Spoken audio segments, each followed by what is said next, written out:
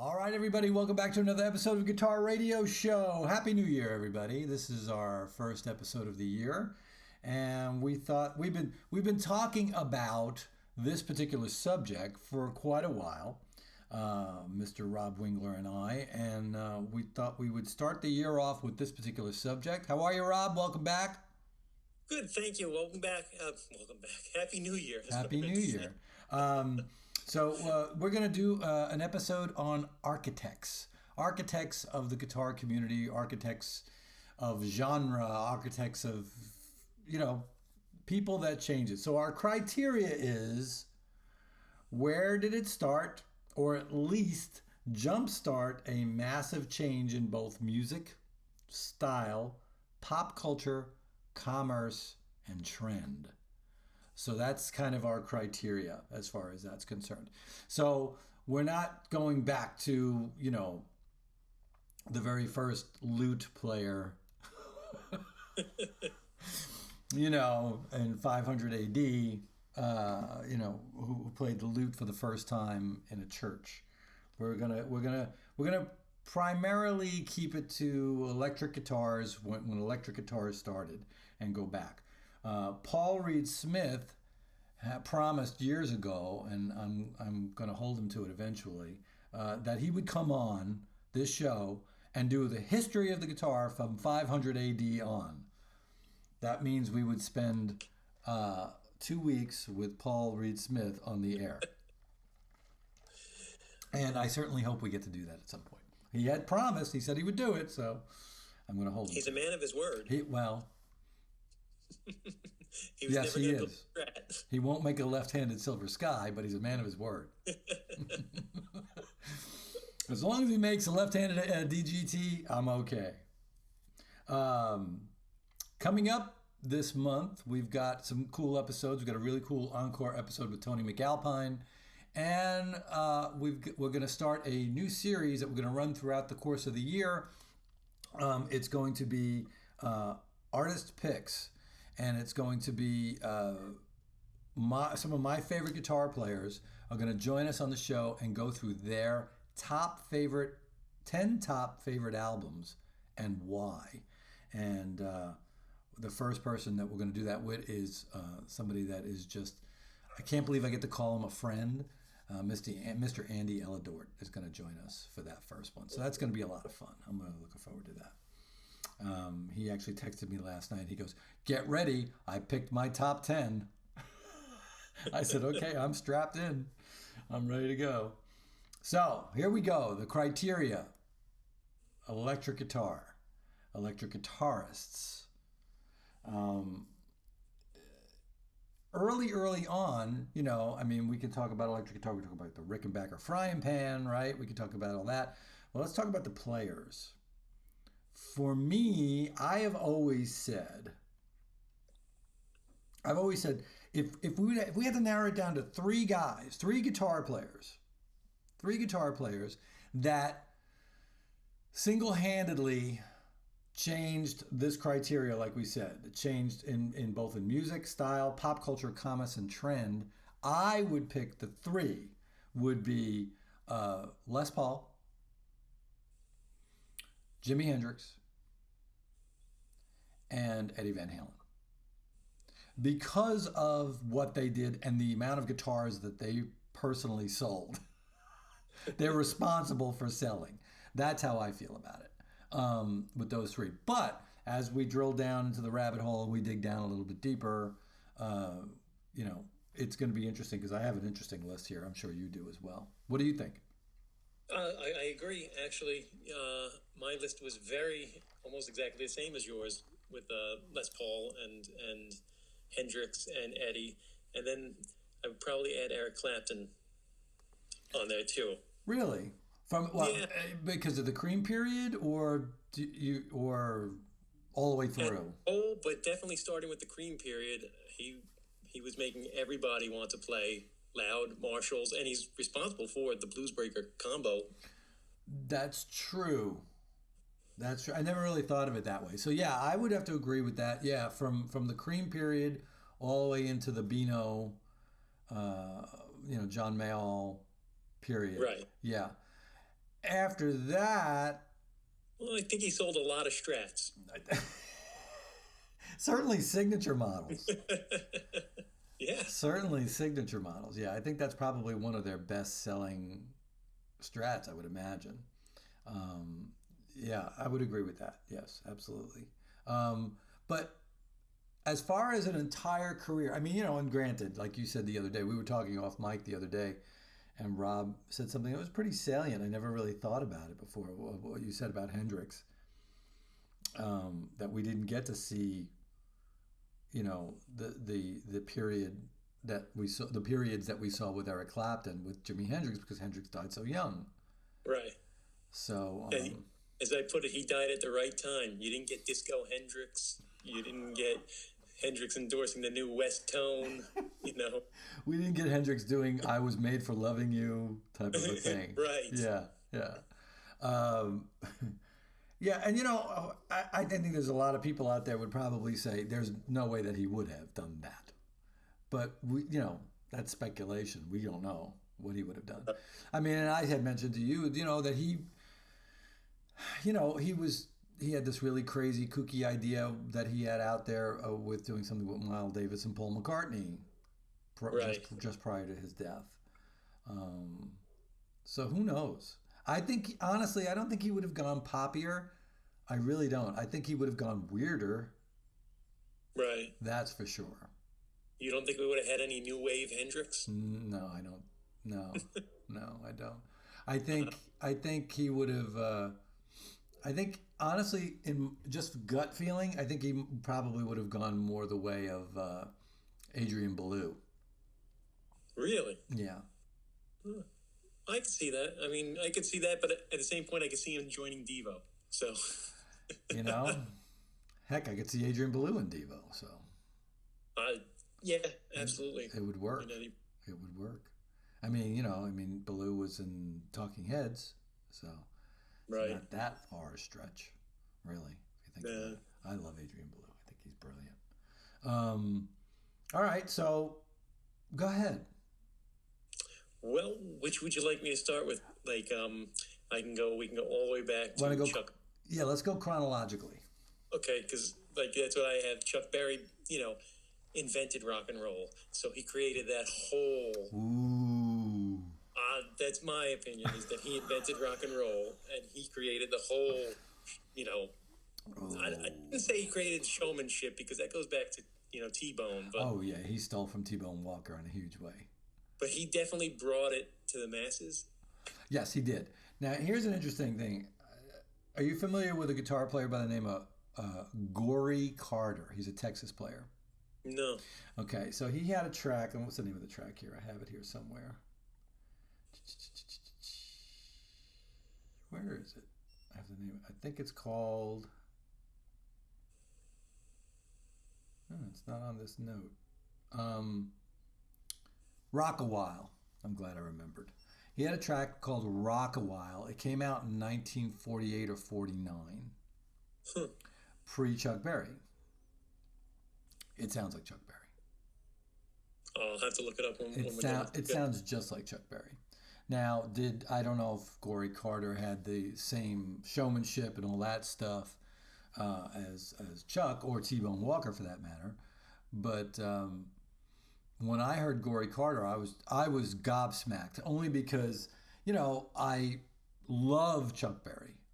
Right. I was lucky enough to see Chuck Berry several times, and it was just astounding. I got to see him first. The first time I got to see him was 1988 at the Ritz in New York, and he was in fine form. He was really doing really well. The pickup band was wonky, but he was on top of it. And then I saw him many years later, probably about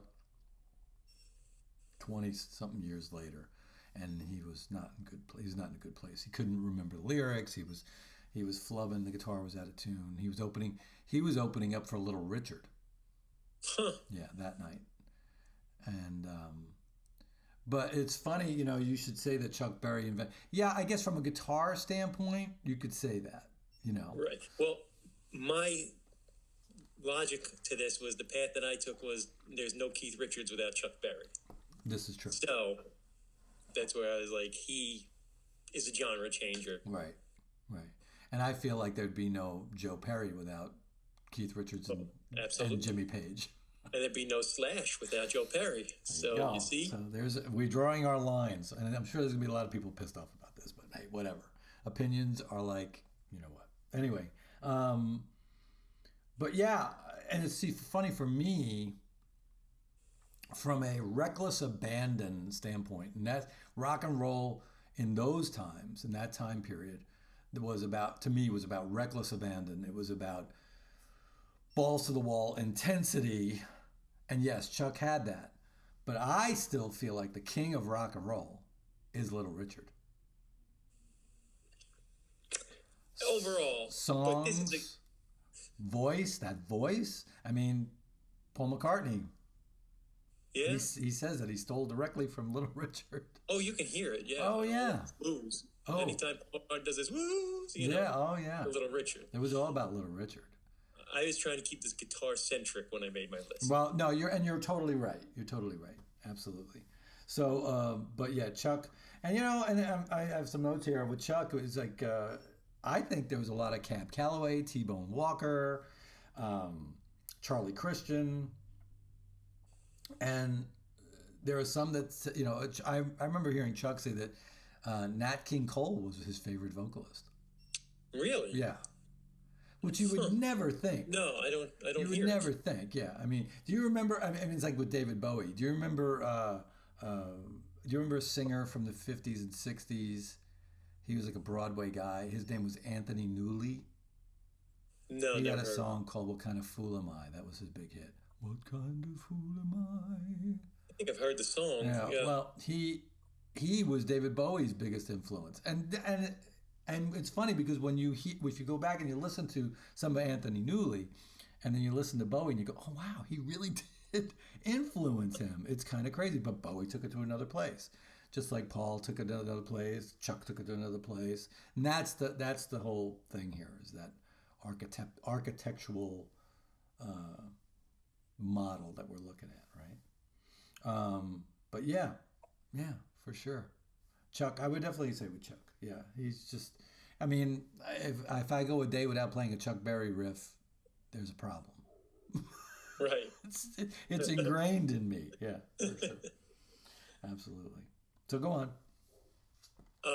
Next, I went with Cream because I bypassed the Beatles. I figured that the Beatles and the Stones might be on your list, so I was trying not to make similar stuff. So I went to Cream because first power trio, first supergroup, first to really meld jazz, blues, and freeform, playing with jams. So, which brings us to Eric Clapton being a game changer. Before Hendrix showed up on the scene, everybody wanted to be Eric Clapton. That's true. I mean... And almost overnight.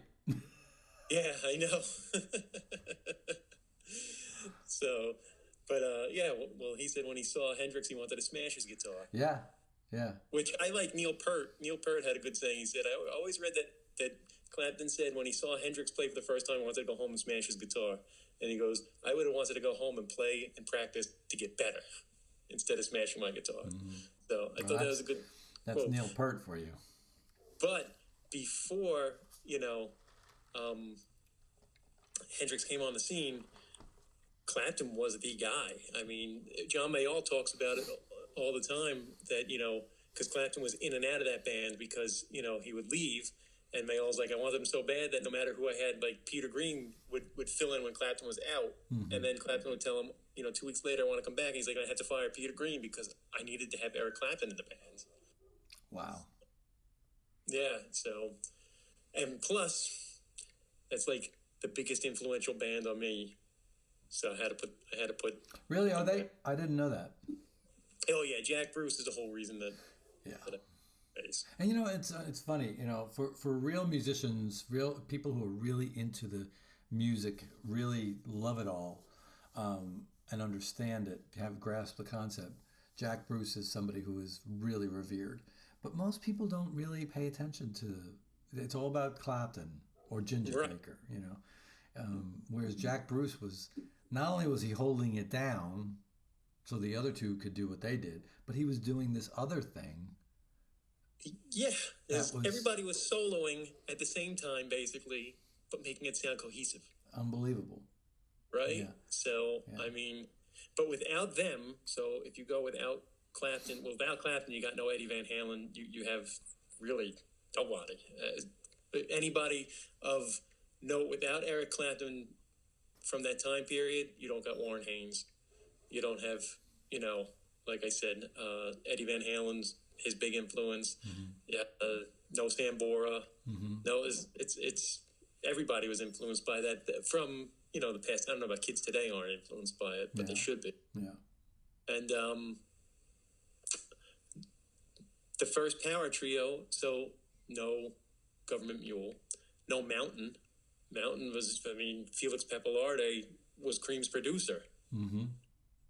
Some of those songs that didn't make it, some of Jack's songs that didn't make it for Cream, Mountain did. Mm-hmm. So that was next in line for me. That totally makes sense from an architectural standpoint. I and I really never really considered Clapton as an architect, but I guess in some respects, as far as electrifying, taking the I shouldn't say electrifying the blues. I should say electric British blues, which is a completely different thing. Yeah. It really is. I mean, it's funny because the British always claim Jimi Hendrix as their own because, 3/4 of his band was British. But I don't know. I never heard British blues when I heard Hendrix, but whereas when I heard Cream, or I heard early Fleetwood Mac, or the John Mayall stuff, that was definitely, there was a sound to it. Same with Zeppelin, British blues. Actually, and the Yardbirds. Since we talked about Mayall, maybe that's really the architect because everything stems from that band. Right. He was a curator. Yeah. Of putting those people together and being the taskmaster. Yeah. True. Yeah, absolutely. Yeah. Mm. All right. So I catch up with you in the timeline. Let me go. I have here, I had Les Paul. I had Chuck Berry. Mm-hmm. And then I had somebody that you wouldn't normally think of, but he's just an astounding guitar player. And he was so white bread and he was so squeaky clean, but yet every Sunday night at 7 or 8 o'clock, whenever the show aired, he was tearing it up. And it was Buddy Merrill from the Lawrence Welk Show.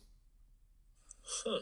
I'll have to look up that video. This is a guy that you would, for you look at him and you go, okay, well, there's not going on. What's going on here? He's, real clean cut, But he went and he did this. He was just incredible. He was incredible, and he was really responsible for selling a lot of guitars, making especially clean cut kids. He made it okay, made it safe for the clean cut kids and the kids that weren't allowed to listen to rock and roll and had to be in church every Sunday, because they even did some church music, church style music on the Lawrence Welk Show. I remember my dad used to watch that show, and I was always kind of like, I was like, this is the same guy who likes Johnny Cash and Hank Williams, who were notorious debauchery, right? But he would always point out to me. He would say, "Check out this guitar player," and he was the first guy I ever saw play a jazz master. He was the first guy, But and it was like he was like a direct, to me, was like this line that went from Lawrence Welk, the country sounding, kind of twangy, but played rock, played surf, to Roy Clark and Hee Haw and all that, Right. So I'd go Buddy Merrill on the Lawrence Welk Show. I had to put in the Beatles, without Little Richard, Carl Perkins, and Elvis, you wouldn't have had the Beatles. So there's your architect. But the Beatles are probably, I think, out of everybody that we're talking about today, probably more responsible than anybody, maybe with the exception of Eddie, of having people run to the store, not walk, run to the store and pick up a guitar and learn how to play. I think that only is if you go by age. If you go by age groups, it's which one you hit that made you run out. Yeah, yeah, but I mean, well, generationally, Yeah. that in that time period, and then Eddie later. I mean, I can't believe. I mean, when Eddie hit, I was teaching guitar and bass out of my house, and I can't believe how many kids started to show up with their Right. moms and saying, "I want to learn how to play. I want to learn how to play." And I was like, "Okay, here we go," And it was like kids coming in with Kramers and kids coming in with Strats and coming in with all and a lot of fat Strats. It was all about the fat Strat, you know. Mm-hmm. So I would go with the Beatles and then Jimmy. Jimmy is to me is undeniable. I had sent you a video last night, folks. I'm going to put this in the show notes. Uh, Jimmy's original guitar teacher from Seattle. His name was Billy Davis. Um, there's some cool video you got to see, and there's a really cool interview with him about meeting Jimmy for the first time and everything else. But yeah, I honestly, he's one of those people, Jimmy, to me that the electric guitar, he was the next logical step sonically for the instrument. Right. Whether or not I'm sure he inspired a lot of people to pick up the guitar and play, but not in the same way that I think Les Paul did or the Beatles did or Eddie did. I think it's probably a less of an impact. I think he was more reaching people who weren't players to really appreciate music, especially Right. different music. But yeah, then you think about Jimmy said that his favorite guitar player, one of his favorite guitar players, or a guitar player that was better than him, he said, was Terry Kath from Yeah. Chicago. And just a brilliant guitar player who doesn't get the love. He doesn't, and he's always in my Hall of Fame for worst guitar sound ever on 25 to 624. You don't like that sound? It's so dry and Oh, it drives me nuts. I Him love and it. Randy Rhoads, they get the worst tone ever. Yeah, I was never crazy about the mixes on the Ozzy records. The songs were phenomenal. The playing was incredible. The vocals were great. I mean, I think it's some of Ozzy's best vocals. Right. But Guitar is very buzzy and tinny. that production is very, very hard. Yeah, I'd love to go back and remix that record. Right. How dare you? How dare you? And then of course there's and the guitar player that Jimmy said was his favorite was Billy Gibbons, at least according to Billy Gibbons. Well, I believe him. Lie. I believe him. Exactly. So yeah, that takes me up to about 68, 69. What do you got? That's about where I'm at. Okay. So this is where I start with the Allman Brothers, because they came out in 1970. Architects. Yeah, sure. Okay, explain to me, why do you think? Because I would not consider them architects. They created Southern rock. So without them, Okay. you got no Skinnerd, you got no Blackfoot, you got no The Outlaws, you got none of that. You got no Black Crows. No. So, But then Twin you could say Guitar. that without the Faces, you got no Black Crow either. Oh yeah, I guess you could. Mm-hmm. But I think with the Allman Brothers, first twin guitars doing harmony solos and everything. Mm-hmm. So between Dickie and Dwayne, they come as one. I can't say either is the architect. It's the package. That package of the two of them is game changing. I never thought about it. Yeah, I never thought about it. You're right. Yeah, I would have never thought of the Allman Brothers as architects. So that would go into the category of change in music and style. Maybe not pop culture, commerce, or trend. Maybe Right. trend as far as trending in musicians. Mm-hmm. Okay, yeah, I'm with you. I'm with you on that. Okay, who else you got? Same period, different genre. Late Tony- 60s, early 70s. Okay. Yeah, Tony Iommi and Black Sabbath. Couldn't agree more. because I mean, They created a genre. they are the architects of heavy metal. They created a genre. That's to me that's really an architect. Somebody that changes, who creates a genre. Right. James Brown, architect, Right. created a genre. That music did not exist in that form, that way, prior to him. Yes, there was Louis Jordan. There was, you know, people like that, but not like that, and what he would spawn from that. So yeah, no, I totally agree with you. I totally agree with you. Black Sabbath are genre creators. Absolutely. Now, in the same time period, because a lot of my stuff actually ended up being like from the 70s anyway. Mm-hmm. So, was King Crimson. They created prog rock to me. You're right. Can't argue. Didn't think of them either. Yeah, Fripp and company, absolutely.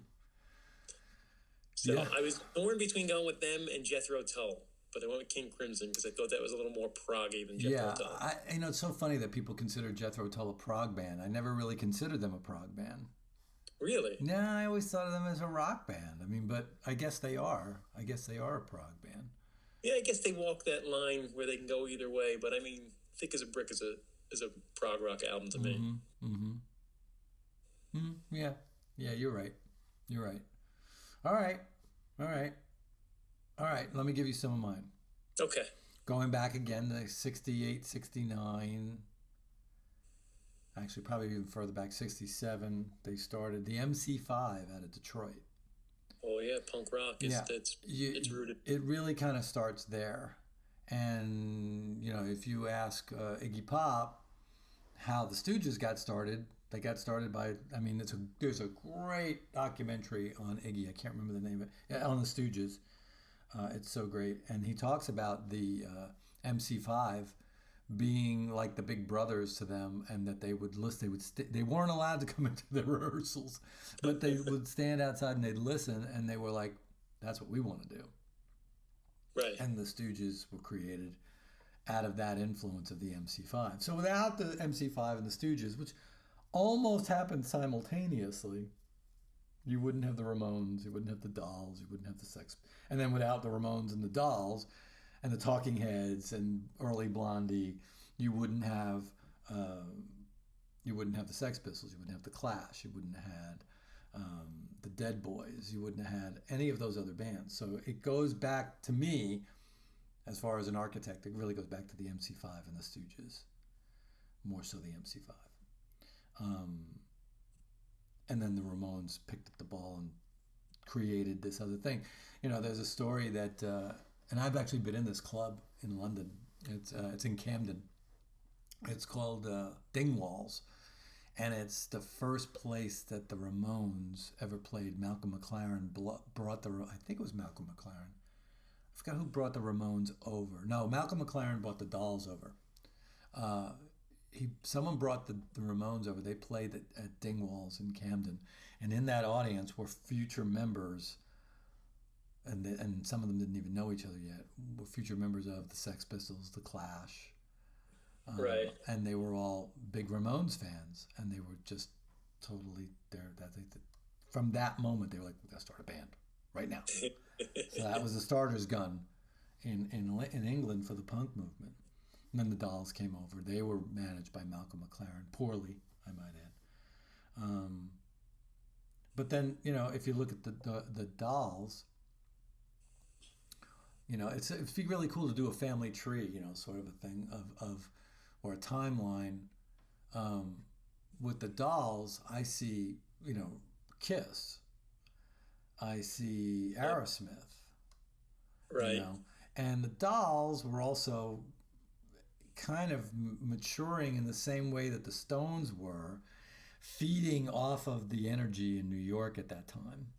Right. The energy in New York at that time, and I'm living there. I remember as a kid the garbage strike and the garbage, piling above your head on the streets of New York, because there was no garbage pickup, and in a city of almost 7 million people at that time, it got nasty, and it got nasty quick. And it was almost around the same time that Gerald Ford told New York to go fuck themselves.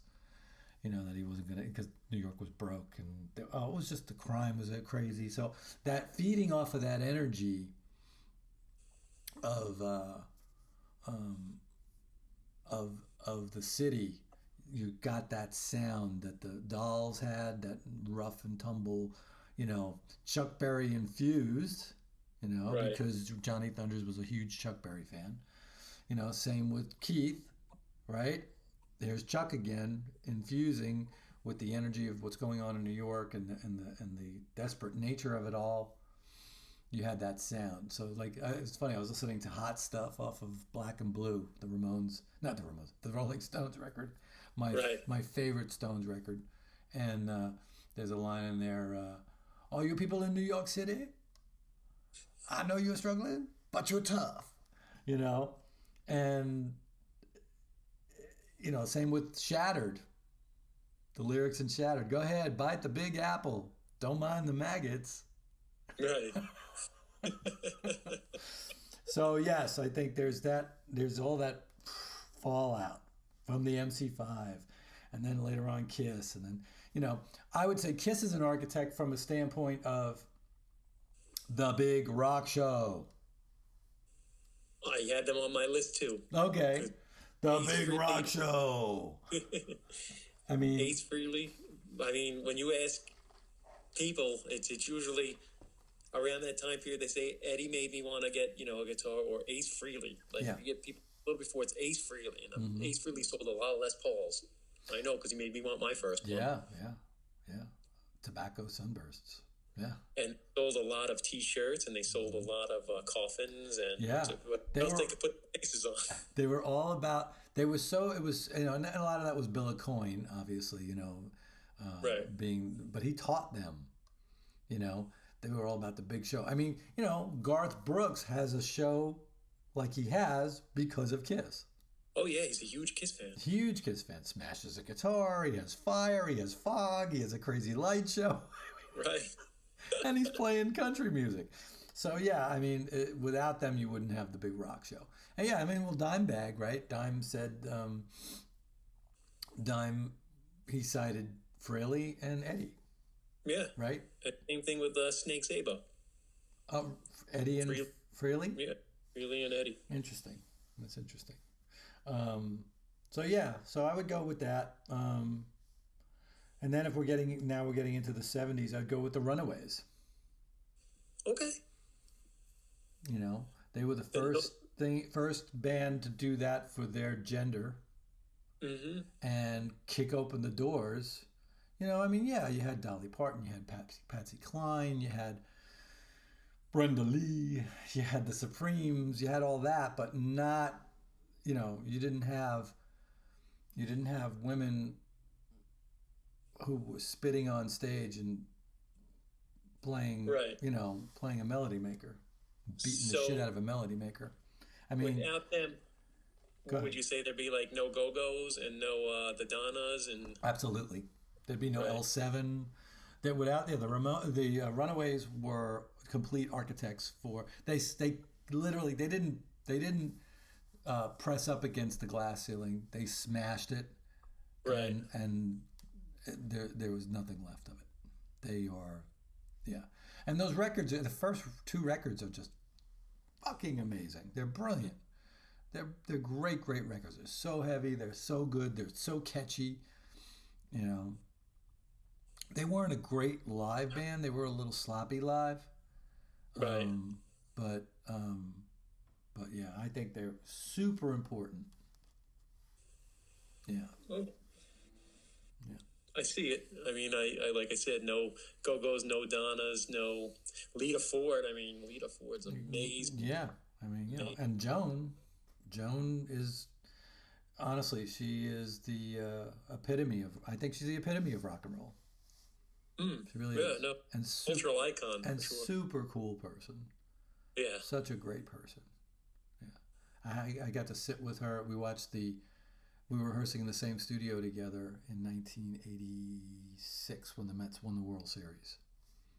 Nice. And we watched the World Series together. My band, her band. Huh. We sat and we watched the World Series. We stopped. Everybody stopped rehearsing just so we could watch the game. we literally paid $25 or $30 an hour to watch the Mets win the World Series. Well, it was cheaper than buying a ticket to go, right? I think it was. Yeah, absolutely. That was a fun night. But she's fantastic. I love her. Yeah. So we already said Sabbath. What do you think about? I've heard people say that before Sabbath, and just before Sabbath, was Blue Cheer. I knew you were going to say Blue Cheer. I don't think they were big enough to be Architects. But did they create the sound first? No, not the Sabbath sound is so much heavier. The Blue Cheer sound is more punk rockishy to me than the Sabbath sound is like nothing else. Mm-hmm. Nothing else before it had that I don't know, almost frightening sound. Right? It's a little bit, if you think about when those records came out, those early records, the imagery and the sounds are frightening. Yeah. Just compared to like the Beatles. Yeah, just the title track of the first record. Yeah. I mean, it's literally, they got it from a Boris Karloff movie. But man, let me tell you, it's game changer, complete game changer. Yeah. I mean, and now it's so funny because like I love doom metal. Right. I love doom metal, but really what it is Black Sabbath. I mean, it's just reiterated in different ways. And some of it's just brilliant. I just love it. Like Wofat out of, I think they're out of Dallas. And the Sword is out of Texas. I love the Sword. The Sword, Cadaver out of Germany. I mean, just killer bands. Yeah, absolutely. All right, so we covered the Blue Cheer thing. Okay, where are you at now? What year? A little bit earlier, but in the same timeline. But I can't do a list without mentioning this guitar player because he's like my second favorite of all time. And without him, he created a whole style. It's Deep Purple and Ritchie Blackmore. He's the first to bring that classical influence into playing. So without him, no neoclassical. You got no Yngwie. Randy, Eddie Van Halen cited him as a big influence. So, right there. Okay, I think you're definitely drilling down a little bit more. But yes, I agree with you. There would be no neoclassical vibe without Ritchie Blackmore. Yeah. I've always wanted to ask you, out of all the Blackmore projects, and there have been many, what has been your favorite? Purple, or Rainbow, or as a whole, the first Rainbow record is my favorite thing that he's ever done. With Dio. Yes, the very first one, and then. But as a whole, it's the Deep Purple stuff. Mm-hmm. So, but the first Ritchie Blackmore's Rainbow record is on constant rotation all the time. It's like a huge influence on me ever since I was like 14 when I discovered it. So, but Deep Purple is my favorite project that he ever did. All of those records I love. The stuff with Coverdale, any time period of that I can listen to nonstop. Yeah, and he's always had great singers. Yeah, and he never gets along with any of them, except for I guess his wife. That's his current singer, right? Well, so he's got no choice. He's got no choice. He always had great singers, and I always thought it was wild that here he when he. Well, no, I think he was already gone. Was he already gone by the time? Well, with Glenn Hughes and David Coverdale, was he? No, he played with Glenn Hughes and Coverdale. And Byrne, right? Right. Okay. They did 2 records, and then what's his name came in? Bolin. Tommy Bolin. Yeah. One of my all-time favorite guitar players. Right. And they did, what was that? Come Taste the Band, and I think a second record with him. They did at least one. I forget if they did 2. Those are. Yeah, to they're me. okay. I mean, it's Tommy. Right. There was no way that did you ever hear that live in Japan with Tommy on there and Glenn Hughes and David Coverdale? Yeah. I have it as a bootleg. I got it years ago. I think you sent it to me. Did I send it to you? I think you did. Yeah. It's great, but there's no Richie Blackmore in there. No, you need listen, I like when Steve Morse was in the band. I like those records. Yeah. I listen to them. I like Steve Morse. Me too. I've seen them live with Steve Morse. It's without Richie Blackmore, it doesn't have the thing. It's, that thing. Yeah. Well, yeah. I mean, he was really kind of the focal point. Yeah. Yeah, for sure. It's his and Lord's band, so. Yeah. All right, go on. Where were we? So we're in the 70s at this point. That brings us right up to Eddie Van Halen coming out, and that changes everything. There is history goes. There was before Eddie. There was guitar playing after Eddie. That's true. It's true. Yeah, and here's something that's really interesting. And for years, all of my friends in LA would say to me, especially in the mid to late 80s when I'd go out there and play or go to the NAMM show, they would always say, "Have you met Steve Lynch?" And I go, "No, not yet." And then I had the opportunity to meet Steve Lynch from Autograph. Mm-hmm. And at the time, when I had hair and I was still cute, he and I, it was kind of weird. I didn't notice it, but he and I we took a picture together. I have it somewhere. I'll have to send it to you. And somebody said, "Do you realize you two look exactly alike?" Like we were like, and I was like, "No, I don't see it." And Steve was like, "No, I don't see it either." But people would say to me all the time that Steve Lynch was really the one who came up with that two-handed tapping and was doing it way before Ed.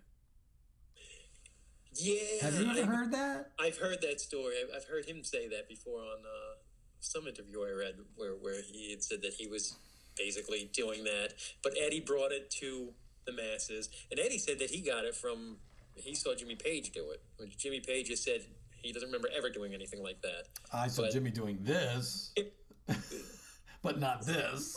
And he says that he saw him hit it with his other finger and he went home and did it and then he perfected it. I don't know that. Steve Lynch might have been doing it, but nobody perfected it and brought it out like Eddie did. To where everybody heard that eruption and went, what, they playing a synthesizer? What the hell That's is exactly what I thought it was.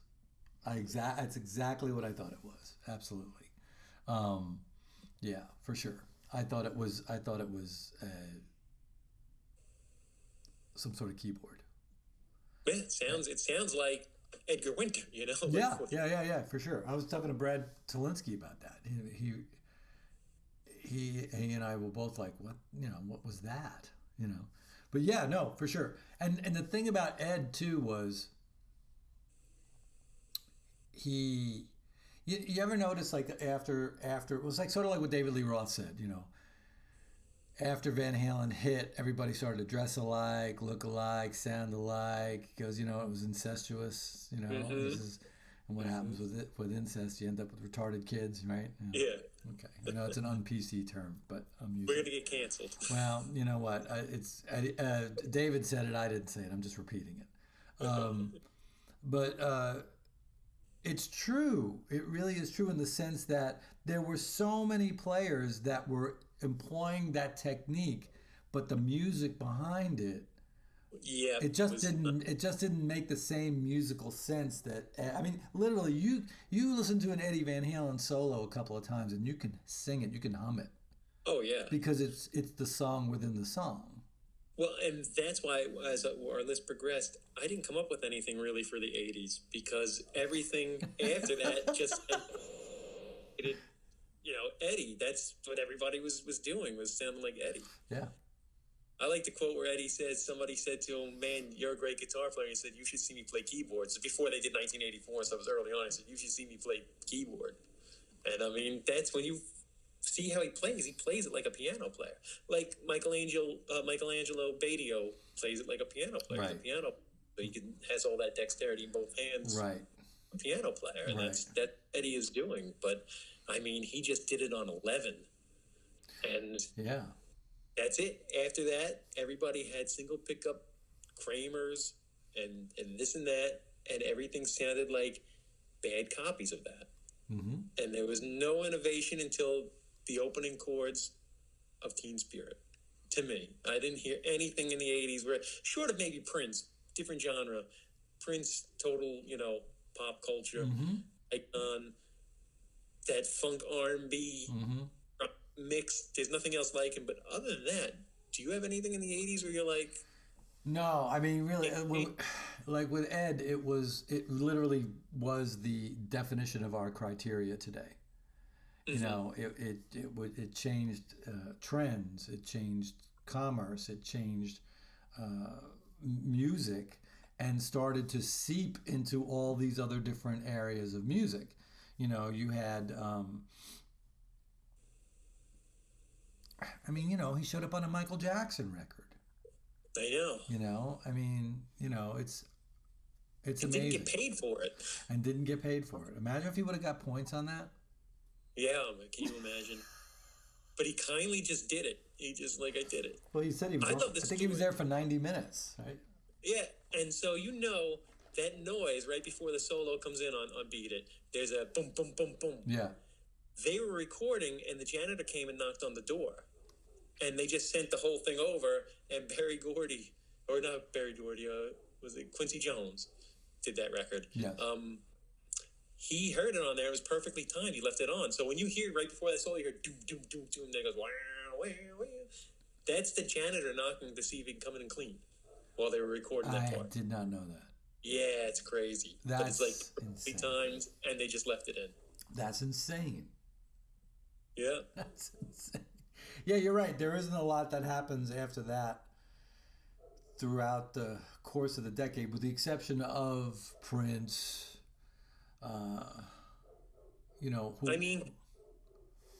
There's Prince, and I wrote down Ministry because they came out in the 80s, and there's no industrial music without Ministry. That's true. Other than that, I can't think of anything else that made me go, oh, yeah, no, everybody wanted to do this. Yeah. Or people started playing this way. Everybody just wanted to sound like Van Halen. Mm-hmm. Yeah, it was a big bandwagon. That was kind of unfortunate. I mean, there was a lot of, the thing about the 80s too, it was a lot of party music. It was good time, ain't nothing but a good time. Right. Everybody was feeling good, and it was fun. I mean, I was there. It was a blast. It was a great party. Oh yeah, and I like the music. I like, I listen to a lot of it all the time, but none of it is not like that. Like no, I said, a lot of it doesn't historically. Yeah. Historically, it's 2 dates: the day before Van Halen released and the day after, and that's it. You're right. I agree with you. That's from an architectural standpoint, absolutely. I agree. There's somebody that we didn't mention that I would want to mention would be Bob Marley. I had him as a side note. I didn't work my way to bring him up, but yes, that is reggae. Yeah, that is he's sort of like the Van Halen of reggae in the sense that there was reggae before him, Rastafarian music. Completely different after him, and look, it made Eric Clapton want to do a reggae record. And it certainly influenced the Stones in a huge way. Oh yeah, and the Police.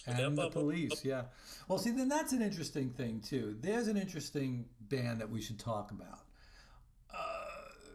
From an architectural standpoint, in the sense that they blended, and it was because of, and they were products of their environment. They were playing in clubs, and I heard Andy Summers say this, that they were playing in clubs where on the same bill in an evening, and the crowds would shimmer, shift in and out, and then eventually everybody started to coalesce. There'd be punk bands on the bill, and there would be reggae bands on the bill. And from that was born the Police and their sound of melding punk and reggae or ska, And then there were ska bands later on, like Madness, and the Specials. I love those two bands. They were so much fun, and taking that reggae sound, that punk vibe, slamming, putting the chocolate in the peanut butter, so to speak. Right. But yeah, it's so interesting that you would get Madness and you'd get the Specials, and then you'd get something completely different, like the Police, and that all descended from Bob Marley. Yep, absolutely. Yeah, that's interesting. Yeah, for sure. Let's see, what else you got? You can jump in the 90s. I'm jumping to the 90s, unless you could think of anything in the 80s where you were like, this changed this or that. I mean, production-wise, there's a lot of stuff that was... Oh, you know what? I didn't think of it. Oh, yeah, the gated snare drum. Oh, yeah. Yeah. Everything was getting gated. There's two, I guess, game changers in the 80s would be Steve Vai and Satriani with their records that came out. Yeah, but they were variations on a theme in many respects to Eddie. Yeah, I was going to say, it's a lot of Eddie lifted. A lot of Eddie lifted, but they were doing their own thing. I love Satriani because he's so melodic. It's songs. I mean, these are really, honestly, these are songs that could be top 40 songs if they had a vocal on top of it. Right. You know what I mean? He writes like that, and then he plays these. There's just amazing stuff on top of it. Steve, on the other hand, because of that Zappa influence, and his work with Zappa is incredible. I mean, have you ever heard from Witch Arriving Too Late to Save Ship Arriving Too Late to Save a Drowning Witch record? No, it's a song called The Jazz Discharge Party Hats. I've heard Keneally perform that. Okay, yeah, Keneally, and Mike and I talked about this. He performed it. He's the only one who's ever performed it, played it, and sang it. Right. Because originally the recording of that was a rap that Frank did live, and then Steve later in the studio played against it. So it's the Jazz Discharge Party, that whole thing, right? Right. And but they had never done it live until Keneally. And but the fact that Keneally can sing it and play it at the same time only proves that he's a freak of nature. He's bionic. He's bionic. That's exactly right. But yeah, so I would agree. I would say yes. During the 80s, you had those guys doing their thing, and and then of course you had your, Jason Becker. You had Eric Johnson hit the scene. Marty Friedman. These guys, but I wouldn't call them architects. Yeah, and short of Eric Johnson, Marty Friedman, Jason Becker, it's all got Van Halen infused in it. Absolutely. So, though, we didn't talk about Metallica. That would come up in the 80s. Okay, there's that to me is an architectural band in the sense that they took a genre and helped create an adjacent genre, thrash. Right. Along with the Big Four, along with Anthrax, Slayer, and Megadeth. I'm sorry, I can't.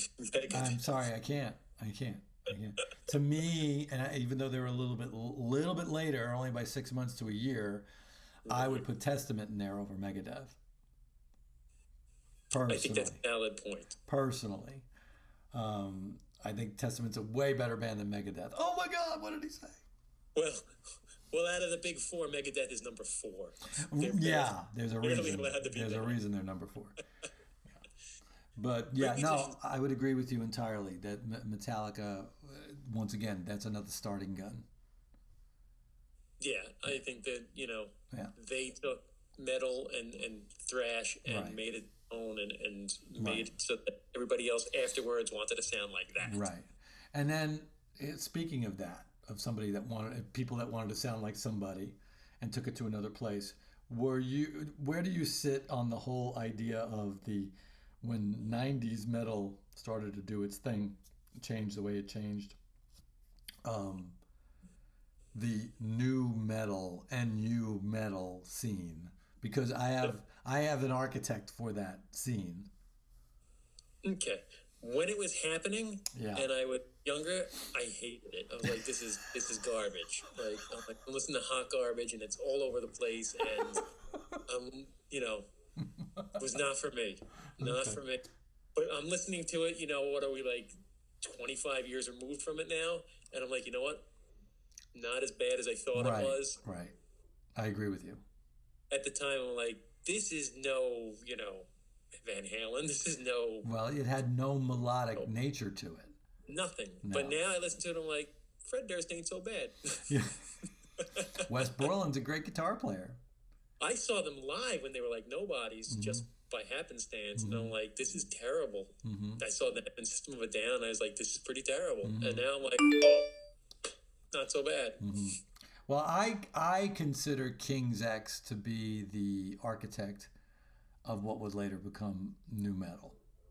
Really? Yeah. You'll have to walk me through this. Okay, so you had you didn't have a lot of people using the drop D tuning, that sound, that very thick, saturated sound. Yeah, I mean, Metallica was doing it, and so was Anthrax, but not in that same way. There was more air in between the notes. Whereas with King's X, it's very saturated. There's not a lot of air between the notes, so it's just thick, Yeah. And that's what we ended up later on with, like Pantera and bands like that, very thick. Right. Black Label Society. I think it came from, honestly, from that. They kind of hit the starting gun on that whole scene, I think. And they didn't get enough credit. And I think there's a lot of bands out there that would say that from that time period.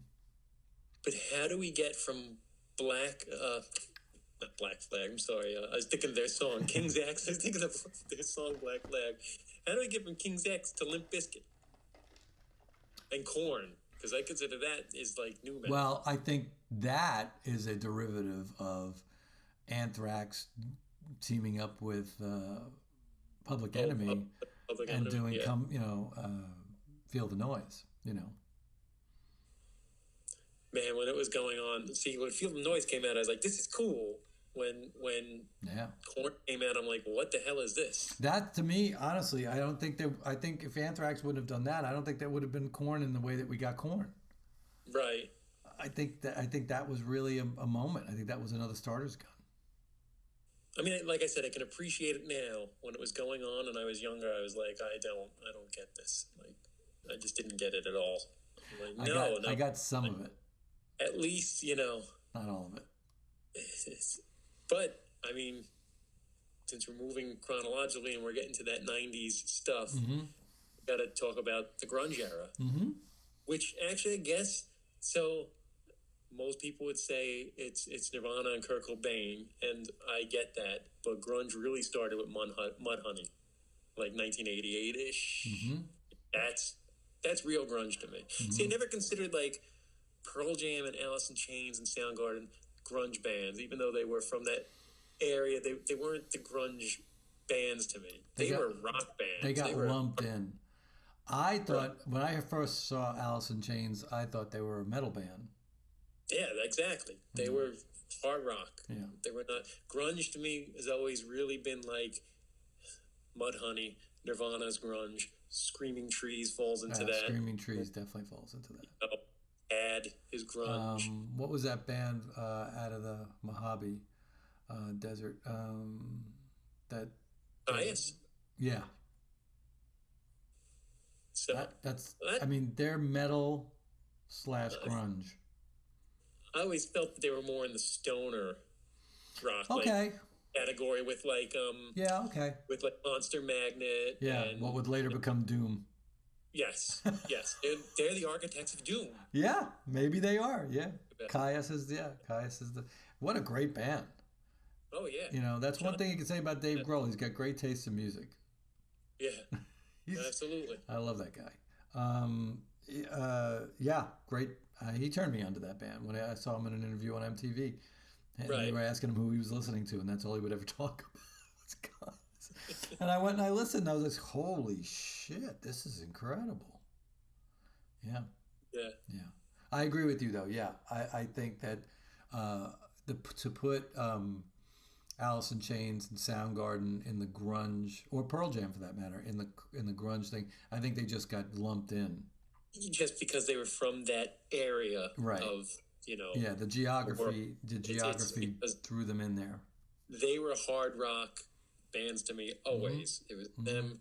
I mean, as people argue the Smashing Pumpkins are grunge, and I don't see that either. I think they're more of the alternative rock, which is Yeah, okay. Addiction really is what started that for me. Jane's Addiction? Addiction is the architect for that alternative rock stuff. So all that stuff got lumped basically together, but it's really like three different subgenres and categories. I agree. So with a different architect for each category. I agree. Yeah, absolutely. What else you got? Let me see. See, we take notes here, folks. That was the sound of it. For those of you listening, that was the sound of his 5x7 index card. Isn't that funny? I use index cards. I used to do legal pads. Now, as a matter of fact, I just threw out 10 years of legal pads the other day. Now I do everything in notes on my iPad. So the rest of them aren't in like any order. The last couple, they would take us back to different eras. Because like going to the Mahavishnu Orchestra for fusion. So that would you have to go back to the 70s. very early 70s. Yeah.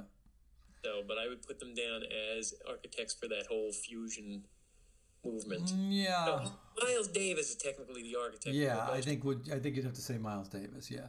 I'm trying to keep guitar centric. Yeah, and then Mahavishnu, and then from that, Jeff Beck wanted to do that.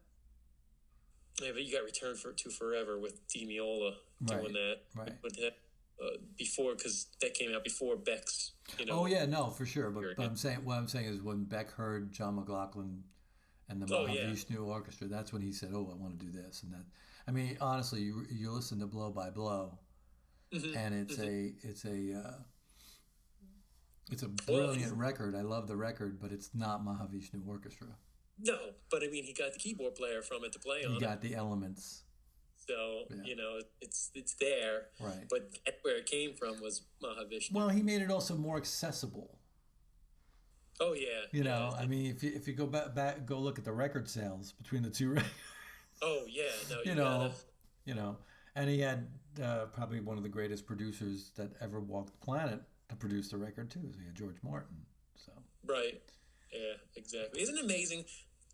Off topic, but on topic. When you think about it, Beck, Page, and Blackmore talks about this. Mm-hmm. Their three playing styles are very refined, very educated sounding, as opposed to like Clapton's a little more raw, Hendrix is a little more raw, Pete Townshend's a little more raw, Iommi. Mm-hmm. Those three guys, Blackmore talked about it in his documentary, where he said the three of them grew up in the same town. Mm-hmm. They were better off people. They were in their families were, I don't want to say well-to-do, but they weren't in Birmingham and Liverpool. Middle class, upper middle class. So he said, we got proper lessons, because they were all friends. And he said, well, Blackmore hates Page for plagiarism reasons or whatever he says, but they were friends. And he said because they grew up, in a more affluent neighborhood, they got proper lessons, mm-hmm. and that's why they were studio musicians and this. And I think Holdsworth was in that same group too with them. So interesting how you see the difference when they all came out, but economically speaking, those three sound way more refined compared to the rawness of the I don't want to say less educated or less, just from the more urban area. Right. Less trained. Right. Yeah. Yeah. Both sound. Yeah. For sure. Yeah, I never thought of that.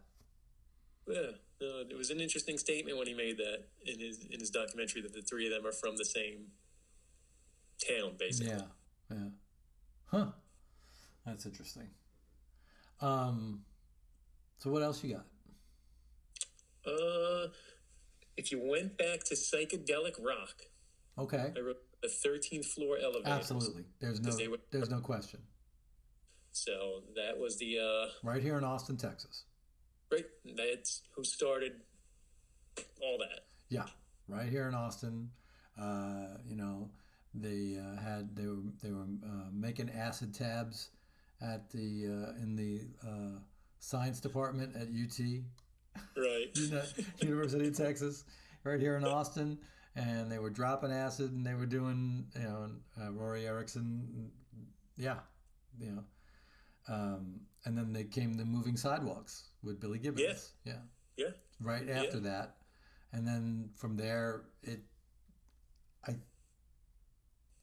don't know if it was that everybody over in San Francisco, the Haight-Ashbury scene, started to hear about what was going in Austin, or if 13th Floor Elevators went to San Francisco to play, or I don't know how it got spurned there, how it all spawned over there. But and it's funny because most people, when they think of psychedelic rock, they think of San Francisco, right?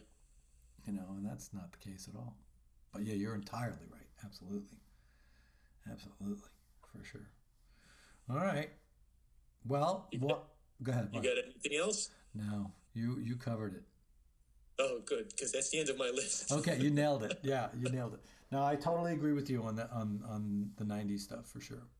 Although I guess if we got more recent, you would have to real recent. Okay. With like the modern music, would you say like the architect of modern music would be Periphery? And the whole thing, and Polyphia. Polyphia is one. Periphery with Misim and Shore, and I don't know what that is another. But that whole scene. And Tone and Abasi. Yeah. Yeah, that's see, for me, I think that's architectural, and I think it's something that has yet to. We need to see where it's going to go, to see if it's actually going to become a thing. I only bring up Tosin Abasi because he's got freaking guitars made by Ibanez, Ernie Ball, and his own, and they're crazy designs, and seems like people are really flocking towards. Well, same for Polyphia. I mean, Tim Henson has his own models. The other guy has his own models as well. So, yeah, no, I definitely think that's an indicator as to where things could be going. It'll be interesting to see what happens in the next 2 to 5 years regarding that. Right. Tim Henson is going to single-handedly eradicate boomer bands. Not in this house. I love boomer bands. I find that album absolutely fascinating. It is really amazing to listen to. And it's funny because I actually have some notes about this somewhere. Yeah, here it is. This is what I wrote about them. I was going to put this in a blog. I say they're truly excellent. Whether or not they are the future of guitar music, I can't say. Their music has been largely ornamental in hip hop, R&B, and modern R&B. So I think the casual listener doesn't really know what they're hearing, and to be quite honest, the casual listener probably doesn't care. Right. From a guitar standpoint. For us guitarists, however, this is certainly a different way of looking at it. Having said that, I think it would be great if the aforementioned guitarists go and listen. I'm talking about Tim Henson and those guys.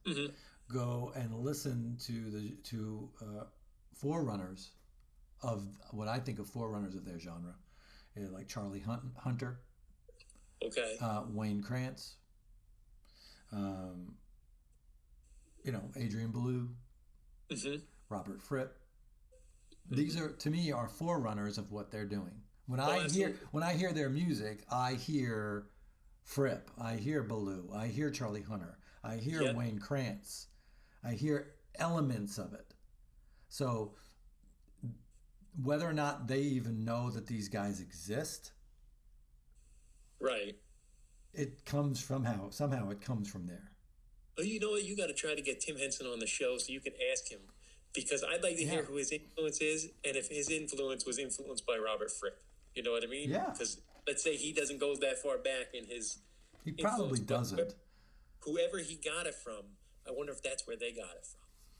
Be interesting to know. Right? Yeah, but yeah. So that's kind of what I think. But uh, and I think I finished this up by saying, what they say about history, you got to know where you've been to know where you're going. Nice. Yes. So um, yeah, I really when I heard that record, I really digested the record for like 2 days, and then I wrote that because it really kind of hit me. I was like, wow, I'm hearing Krantz, I'm hearing Hunter, I'm hearing Fripp, Belew. Right. You know, for that matter, I'm hearing some McLaughlin in there as well. Now You I'm know, gonna have to go back to listen to it with these fresh thoughts in my mind yeah, about yeah. where it's coming. It's a great record. I think the record Oh yeah, is phenomenal. I really do. you turned me onto it. Yeah, it's really interesting, and I love when somebody does something different with the guitar. You know, um, it's one of the reasons why I love Jeff Beck because he's always trying to do something different, even if it doesn't always land well. Right. Sometimes he'll do something and I'll be like, oh, okay, that didn't like like like like hanging out 18, with Johnny Depp. like the 18 record. Yeah. There's moments on there that it's like pure Jeff Beck and it's wonderful and it's astounding and you say to yourself, oh my God, how did he do that? Right. And then there are other times that you say with that record, there are other times that you say, why did he do that? Mm-hmm. You know, but he's still, to me, the best on the planet. I think. Anyway, I know for you it's Blackmore. Blackmore. So It was Eddie, but he's no longer on the planet. So it's Blackmore. yeah, Eddie, man. Okay, what were you gonna say? Oh, no, I was gonna say because that's my Mount Rushmore is Yeah, let's get into the Mount Rushmores. So folks, I texted um, Rob last night. I said, okay, let's talk about Mount Rushmores, and we're going to do two different Mount Rushmores, and then he's got some more that he'll share with us. But we're going to do these two, and actually, you know what? Before we do that, hang on. I have some. I went to social media, where I mean, everybody knows there, right? And I right. and I asked some people. I just put it out there about architects. So let me read you some of the architects, and then we'll get into the Mount Rushmores. Cool. Okay, yeah, Okay. perfect. Here we go. So one guy said Rush. Okay. Okay, yeah. Okay. One guy said Pink Floyd, The Police, The Beatles, Moody Blues, Jethro Tull all had a uniqueness and sound that only they could create, incorporating orchestra music to reggae influence. These were some of those acts. Okay. But we had Um, some of them mentioned. yeah. The Police and the Beatles and stuff. Here's a good one. I'd add Chuck Berry, Holdsworth. We didn't talk about Alan I Holdsworth. had him on the side as a side note, Yeah. Holdsworth, but I didn't know how to work him in as what genre that he changed. Yeah, I mean, is it jazz? Is it And to me, prog? Is it? McLaughlin came first. Yeah, So if you go to fusion, I had to go with John McLaughlin. right. But Holdsworth meant an awful lot to Eddie. Oh yeah, Um, let's see here. Beatles, Zeppelin, Police, Marley, Donny Hathaway, Stevie Wonder, Patsy Cline, Billie Holiday, Sinatra, Hendrix, Page, Eddie Van Halen, Pat Metheny, Bill Evans, John Coltrane, Joe Pass. I mean, okay. Okay. hmm Let's see what else we got here. Steve Vai, Joe Satriani, Yngwie Malmsteen, John Petrucci, Eric Johnson. they have developed their own voice in guitar. Don't forget Alex Skolnick. But once again, they are descendants of. Right. I mean, I had Yngwie, but when you trace it back, he's just really Blackmore on steroids. Right. Right. So that's gonna piss off some people, boy. You just pissed I off know. some people. You can feel free to email me. No, don't email him. Put it in the comments below. All right. I like this one. This guy was really, really thought about this. Les Paul pioneered solid body guitars and multi-track recording. I couldn't agree more. Mm-hmm. John Lennon pioneered the use of rotating speaker for vocals and guitar. Pioneered flanging. The Runaways, first all-female punk band. I guess they were a punk band, but I thought they were more of a rock band. Noki Edwards pioneered surf guitar style pickup and guitar design. Right. That's, yeah. I mean, I didn't think to put him on. I had Dick Dale written down. Dick Dale too, yeah. But Noki Edwards, yeah. You can't. Yeah. Absolutely. Yeah. Well, the Ventures were big time. Yep. The Shags, worst band of all time. Nirvana helped mainstream punk and post-punk. Pixies pioneered quiet, loud songwriting structure. Joy Division helped to seed and inspire punk in the UK. Okay. The Ramones helped to seed and inspire punk in the US and the UK. To me. Igor Stravinsky created mass hysteria through modern music. Absolutely. This is important. And he's totally right, and we totally didn't have it in here. Sister Rosetta Tharpe invented rock and roll, released the first rock record. Not wrong, but there is also Ike Turner, who really had the first with Rocket 88, first real rock record. But they also say, he invented distortion and fuzz, because there was a mess up with the board on that session. Chuck Berry popularized rock and roll. Dick Dale invented surf music. Okay. The Beatles. The Trashmen released of the first punk record. That'd be interesting to go back and look at, but yes. The Rolling Stones pioneered fuzz. I would say Jimi Hendrix did that first. I mean, yeah, you would say that with, you definitely could say that with Keith using that cassette recorder. But he used a cassette recorder to record on an acoustic guitar. For the Street Fighting Man. No. I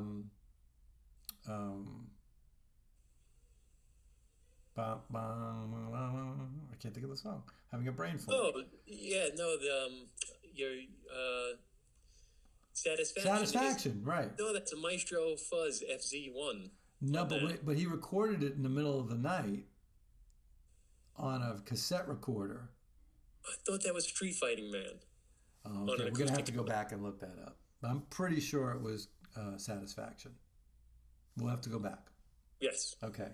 Put it in the comments below. Put it in the comments below, and you can curse us out as well for not knowing. And once you and I, whoever's right, we'll have to get together on a slice of pizza. Sound good? Sound good. Okay. Unfortunately, we're going to have that pizza in Dallas. But whatever. Let's see here. Blue Cheer released the first metal record. Okay, we got to really look this up now. Okay, did they really? I mean, honestly, I'm leaning more towards that in a sense from a real proto standpoint. If we were to look at it, but there's no way I can't see how Blue Cheer might have inspired Tony Iommi. I think that he was completely original, just out of necessity, honestly, because of the hand injury. Right. But I don't hear their influence on Iommi, but I hear Iommi's influence on everybody else that we've talked about. Oh, yeah, absolutely. So I feel like Blue Cheer is more that 60s garage rock kind of vibe versus heavy metal. Mm-hmm.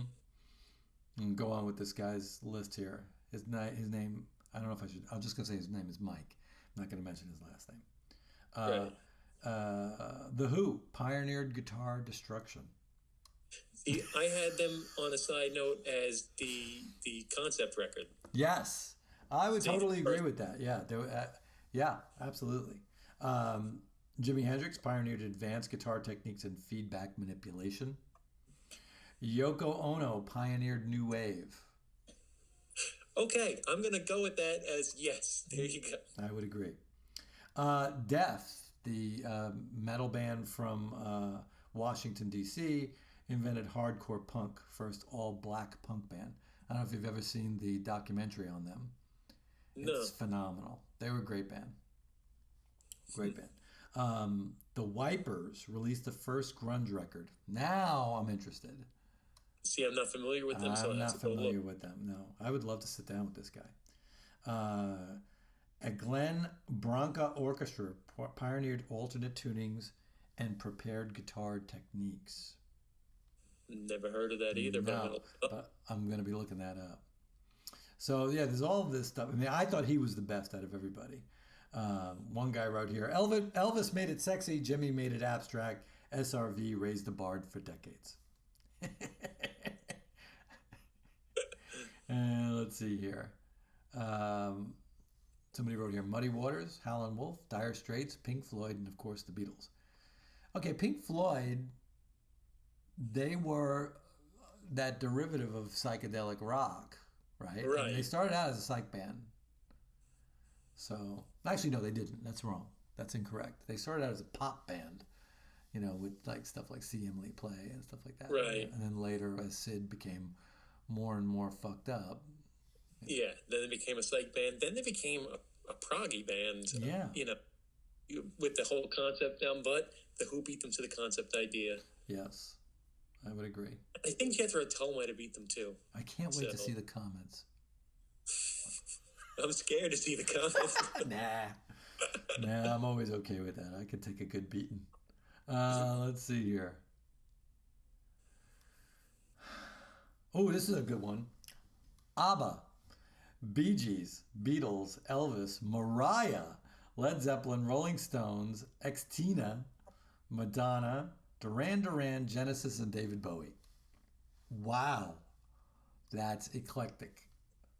They're all legit, but guitar centric. We were trying to right, and that's what I said in here. But people don't follow directions; they follow their heart, man.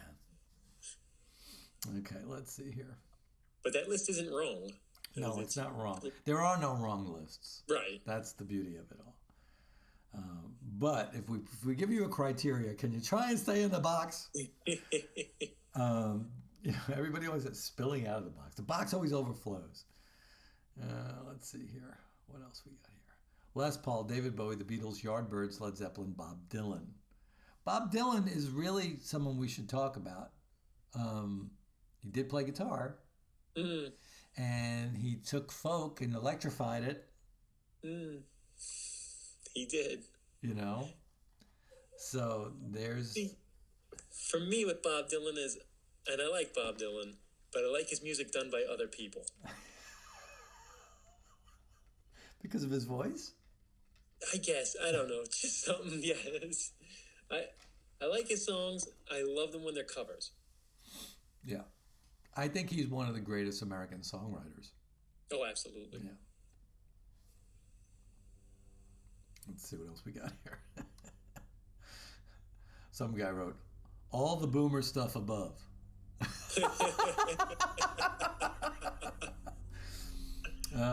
Here's a real metalhead. Motorhead, Primus, Sabbath. Primus is an interesting band to talk about in the sense that they are... they're three-piece, so they're the power trio. They're the cream of their generation, right? In some respects. But the only thing because I thought about Primus, and I couldn't come up with anybody else that sounds like them. Where you'd be like, oh, they influence. They're just them. Do you know what I mean? Like when you listen, you don't sit there and say, that band sounds like Primus. Nobody sounds like Primus. Mm-hmm. I couldn't think of anybody personally. So that's what left them like, so they're the architects of a genre that they're the only ones in that genre. I don't know. Mm-hmm. Mm-hmm. Okay. Let's see here. And I mean, I love Primus. I just can't think of anybody else that does what Primus does, where you'd be like, oh, Primus was the first. They're Well, the first, the last thus far for you me. can go back to, Adrian Belew era Crimson in some respects. I get to a point. I mean, yet the Tony Levin, Yeah. influence is there. Yeah. Yeah. So, Yeah. Somebody wrote here, Polyphia quite literally out Steve Vide Steve Vai. Steve I might actually tell you that too. Well, he's on the record, so Yeah. so I think so. Somebody wrote Zappa and the Mothers. There really wasn't anything like that beforehand. I mean, with the exception of 13th Floor Elevators. Right. Well, that's why I went with them instead. He was on my list as a side note. Yeah, and Captain Beefheart. So okay, let's do the Mount Rushmore. Your Mount Rushmore of electric guitarists. Mine, you're going to be very unhappy with, but especially the last one. But go ahead. Okay, my personal Mount Rushmore. Mm-hmm. Of electric guitarists. Yeah, Eddie Van Halen. Okay. He's number one for me. Then Richie Blackmore. Okay. Okay. Then SRV. Really? Yeah, he actually is bigger to me than Hendrix. I mean, Hendrix. When I discovered Hendrix when I was first playing guitar, I would tie freaking ties around my head to make it look like a headband and play around my room jumping around. So I mean, I was way into Hendrix, but then when I got into Stevie, I was like, I don't know, there's something else there that is just I play. Albert King. That's what else is there. Well, then basically it's like Buddy Guy versus Albert King when you go. Yeah. Just fired up Buddy Guy. Yeah. And so then is Buddy Guy the architect instead of Hendrix? I think you're right. Yeah. But when I think about when I actually sit and play, what I hear come out it's Eddie. There's a lot of Richie Blackmore. There's a lot of Stevie Ray. And then, honestly, it's Warren Haynes. Interesting. In my personal playing, because I rake a certain way, and I got that directly from seeing the Allman Brothers bands like 25 years ago as a kid, and watching him, the way that he raked and hit notes when he went to bend, and that fat sound.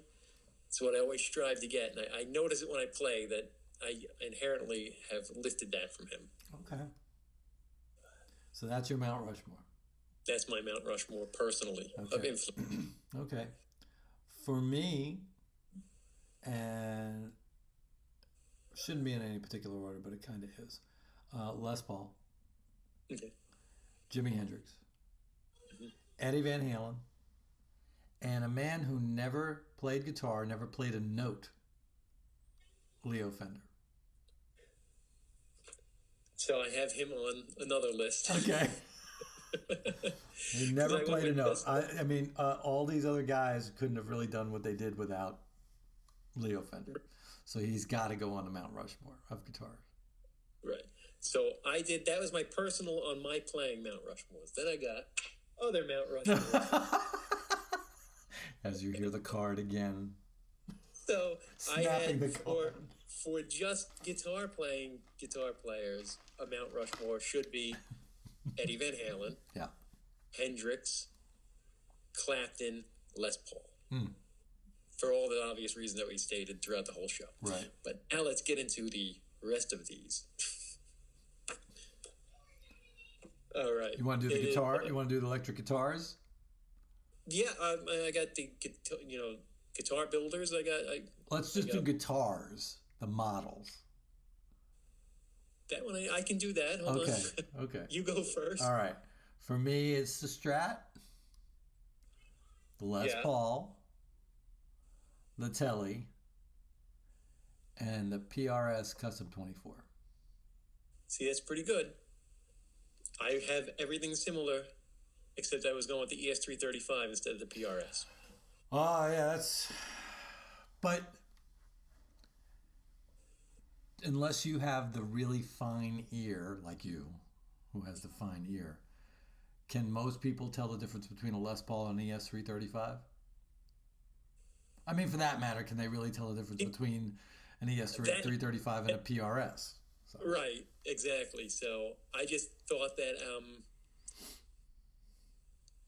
I actually don't know what I thought, because you're right. The PRS is so versatile and so milestone-ish. There's been nothing else after it, really. No, there hasn't. No. It should be there.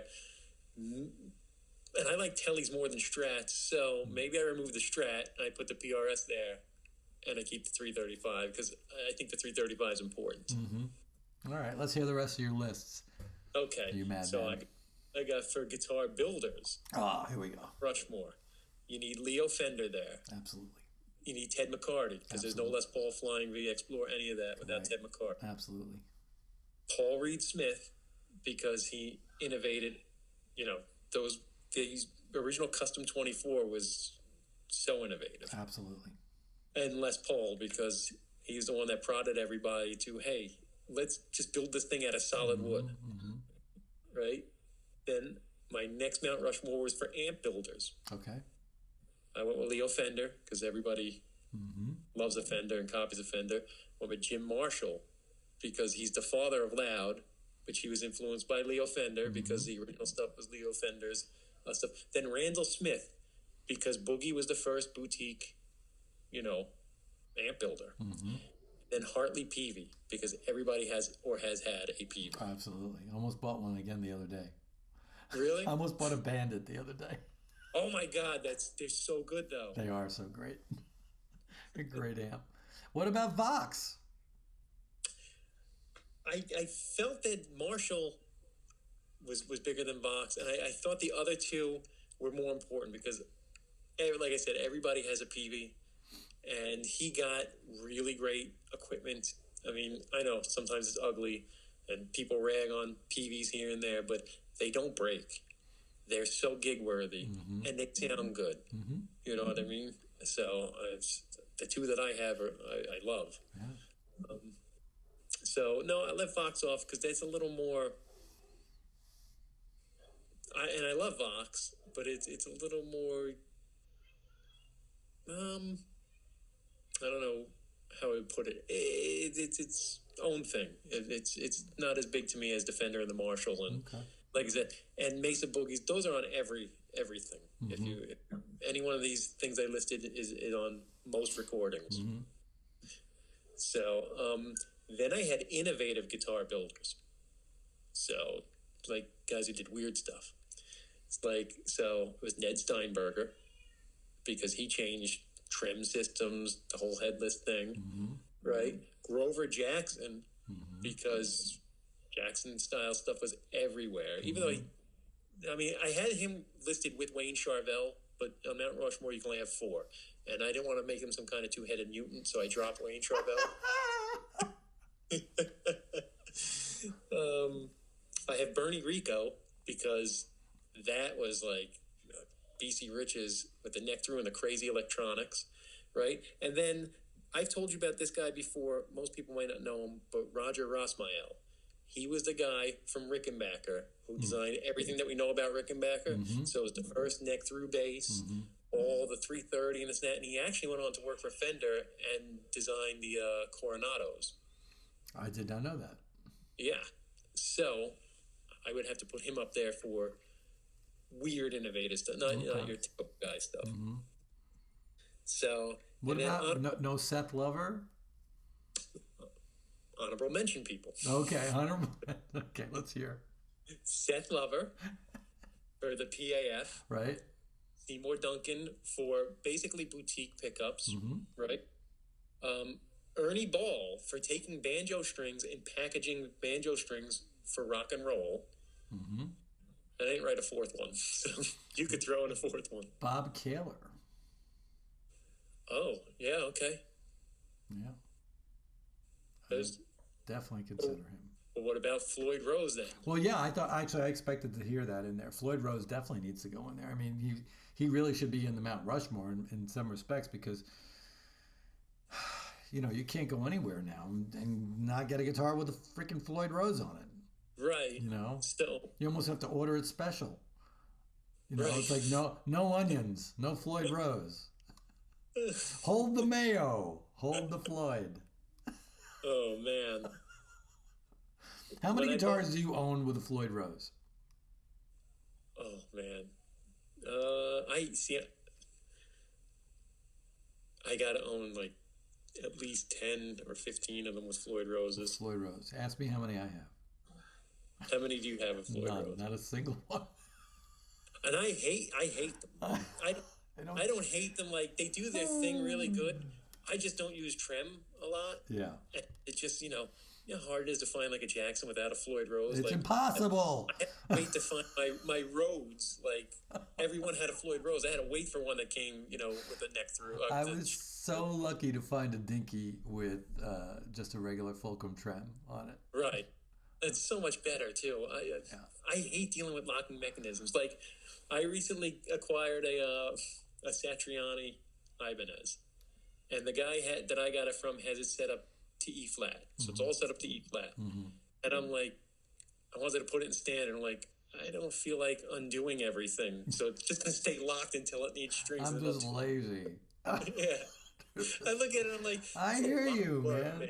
I hear you. You remember back in the '80s, I was using Kahler exclusively. I was an endorser and all that stuff, and freaking loved them because they were easy, they were simple. Yeah, still took a whole shitload of wood out of the guitar, but Right. they were easy, and they had that at the headstock. They had that flip top for the Right. changing the strings easy. Yep. You know, and there was a flathead screw at the top, but it was cool because when you flipped up the top and pressed on the screw would give way, and Okay. it would make it so the string could come out no problem, just like a normal nut.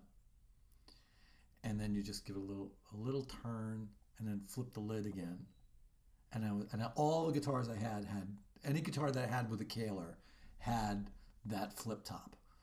And it was Right. extra. It cost extra to get that flip top thing, but man, that thing was great. But if your headstock banged into something, whatever, that flip top was made of this kind of brushed aluminum, Uh, and I had one where they snapped off.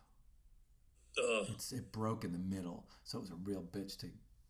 You would always hurt your finger when you had to pull it up and stuff like that. right. And getting, because it was all put in there, it was all very tight construction. To go and change that little lid, forget about it. You just have to go get an entire new nut. But I loved it. I loved that setup. That was great setup. And I found, I think with all locking tremolo systems, you end up sacrificing some tone. But I think, at least from my ears, I felt like I lost less tone with the Kahler than I did with the Floyd Rose. I had a Steve Stevens model, Hamer. Oh, nice guitar. Yeah, I had one of those for about 2 years, and it had the Floyd Rose, and I just could never get it to sound right. I hated changing the strings. It was a pain in the ass. I also do not like the idea that we're drilling two massive holes at the weakest point in a neck. Right. That to me is completely counterproductive for the instrument from a tone standpoint, and from a Integrity of the integrity structure. of the structure of the neck, which is one of the weakest points on the guitar. I'd love to talk to Paul about that. Yeah. Because he is so detailed about every single. The nut, the everything, every single screw. He truly believes is part of the tone, and he educated me that way. I never, Right. until speaking with him about that and him walking me through that and yelling at me through the whole thing, I did not really think about it. But he's completely right, which is why I think he's the finest guitar builder in the 20th and 21st century.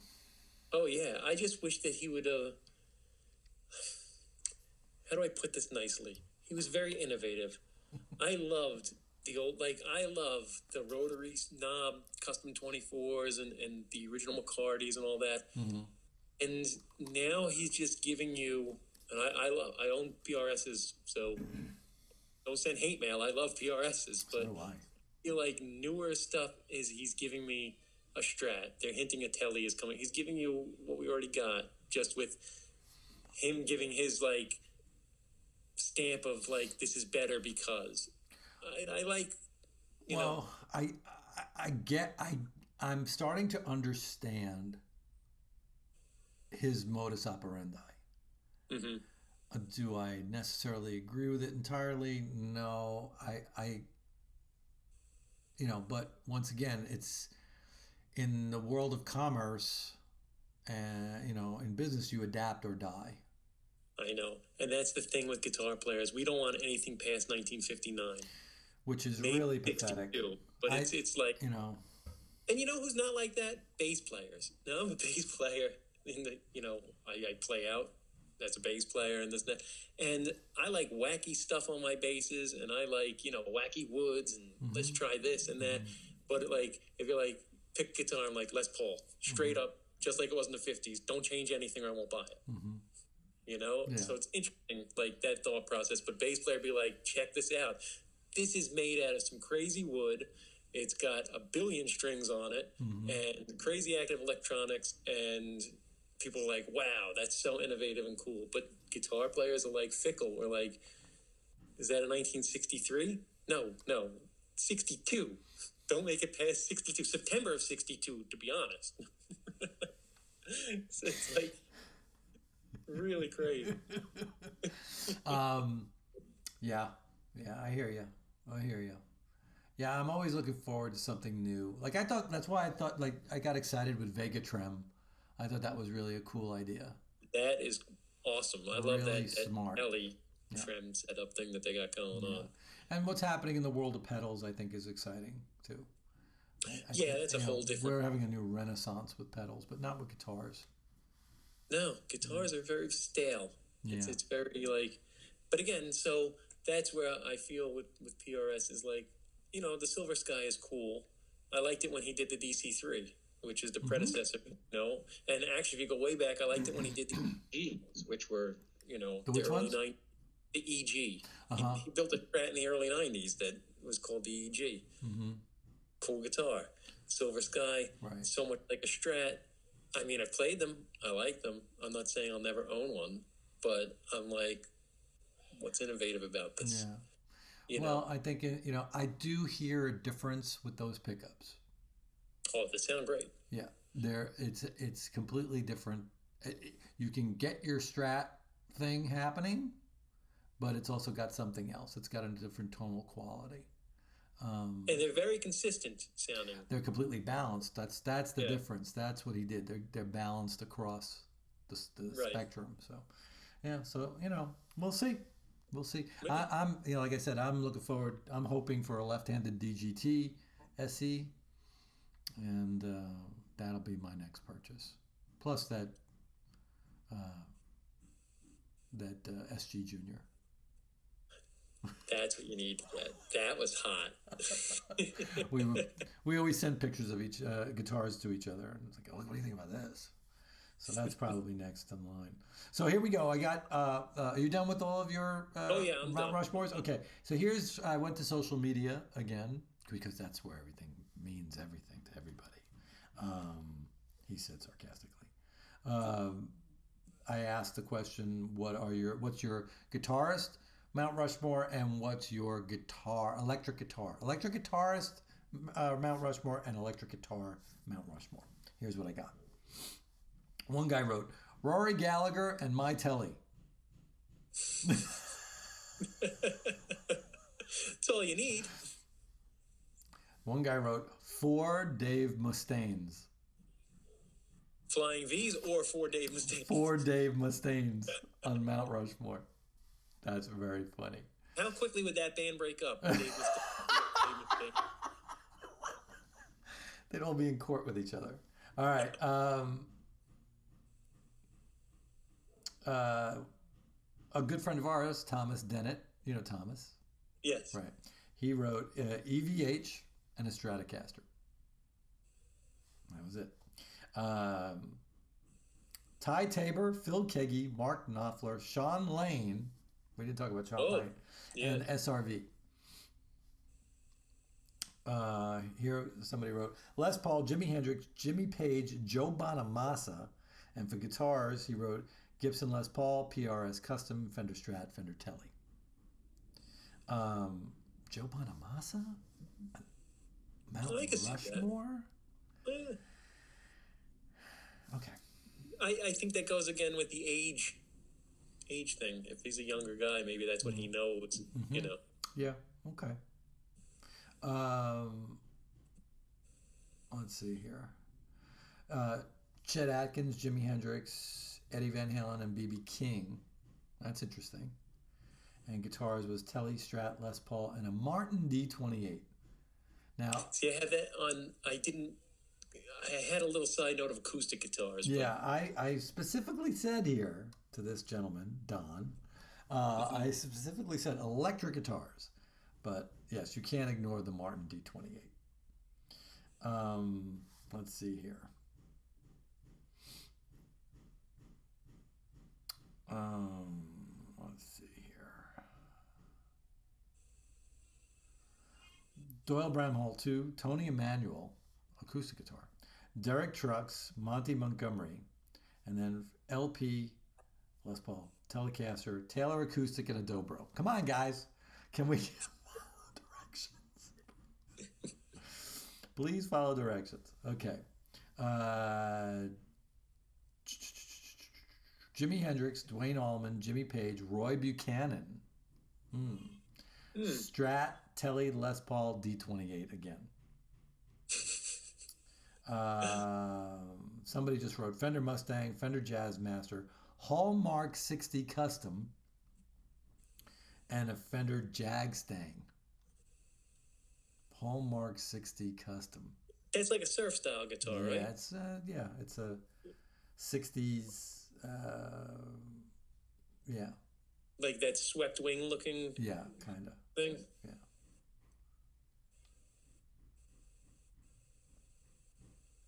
So let's see here. What else we got? Jimi Hendrix, Jimmy Page, SRV, Billy Duffy from The Cult. Ooh. And then Strat, Les Paul, SG, and a Gretsch White Falcon. Well, we know where the Gretsch White Falcon came from. The man's guitar. That's right. Let's see here. Django, Wes Montgomery, Danny Gatton, Hank Garland, 335 Les Paul, Strat, and a Tele. So that was yours. Yeah. Somebody wrote here, John Frusciante, Eric Johnson, Jimmy Page, and Pat O'Brien. That's interesting. Pat O'Brien? Yeah. Who's he? I don't know. Oh, we're going to have to look him up. Yeah. Let's see here. Gilmore, Vi, Nuno, Friedman, Gibson Les Paul, Gibson ES335, Fender Strat, Fender Tele.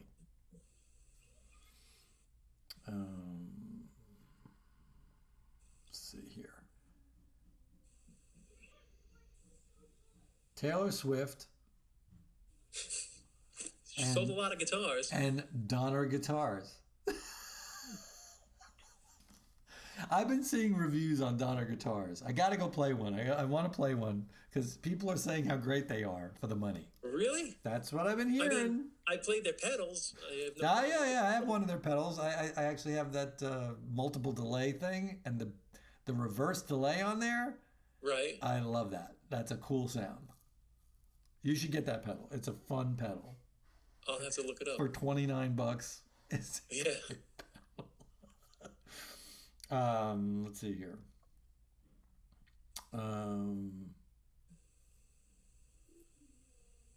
Dwayne Allman, Jerry Garcia, Pat Metheny, Tommy Emmanuel, and Steve Kimock. K-I-M-O-C-K. I don't know that person.